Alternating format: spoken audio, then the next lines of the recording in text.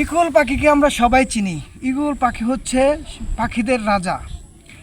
Even eagle পাখি এত রাজত্ব প্রমাণ করার জন্য সে সবসময় উপরে আকাশে সবচেয়ে বিচরণ করে, সবসময় উপরে বিচরণ করে।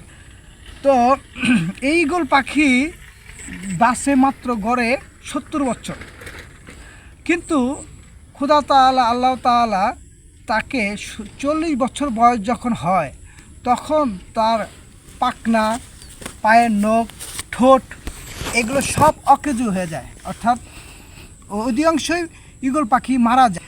কিন্তু তার বেঁচে থাকার জন্য একটা অপশন আসে।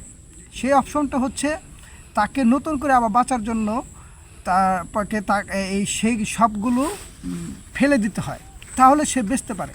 অপশনটা নেওয়ার জন্য অনেক ঈগল পাখি তার নিজের জীবনটাকে শেষ করে দেওয়ার পরেও এইটা পথ বেছে নেয় যে আরও 30 বছর যদি বাঁচতে পারে, কারণ ও ঘরে তো 70 বছর ঈগল পাখি বাঁচে। যখন 40 বছর বয়সে সে নিজের জীবন রিস্ক নিয়ে সে করে কি, যে পাহাড়ে যায়। সে পাহাড়ের উপর উঠে সে পাথরের মধ্যে ঘষা খাইয়ে ঠোঁটগুলো সে ভেঙে ফেলে দেয়। ভেঙে ফেলে সে নতুন ঠোঁট গজানোর জন্য 3-4 মাস অপেক্ষা করে।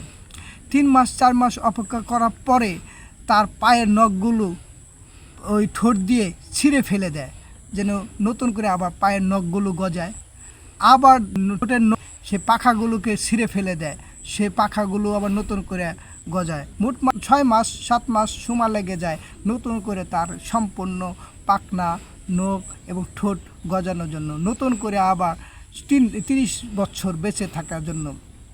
তে মানুষের জীবনেও আমাদের এই ঈগল পাখির মতন যদি আমাদের জীবনে দুঃখ আসে, দুর্দশা আসে, হতাশা আসে, ও বহুত মানুষ আপনাকে বিপদে মানুষ ফেলে দেয়, মানুষের দুর্দশা আসে, দুঃখ আসে, হতাশা আসে। তো এই সবগুলো ওভারকাম করার জন্য আমাদেরকে ওইভাবে নতুন করে জাগতে হবে, নতুন করে চিন্তা ভাবনা করতে হবে। মানুষের বিপদ আসবেই, মানুষের বিপদ আসবেই। মহান আল্লাহ তাআলা কোনো নবী রাসূলকেও বিপদমুক্ত রাখে নাই। আর আমরা তো সাধারণ একজন মানুষ, আমাদের তো বিপদ থাকবেই। এই বিপদ থেকেও আমাদেরকে রক্ষা করতে হবে। ঈগল পাখির মতন আমাদের নতুন করে বাঁচার জন্য, নতুন করে এই পৃথিবীকে দেখার জন্য আমাদের ওই দুঃখকে, দুর্দশাকে ওভারকাম করে নতুনভাবে কাজ করতে হবে। তাহলে আমরা সুন্দরভাবে জীবনযাপন করতে পারবো। ধন্যবাদ।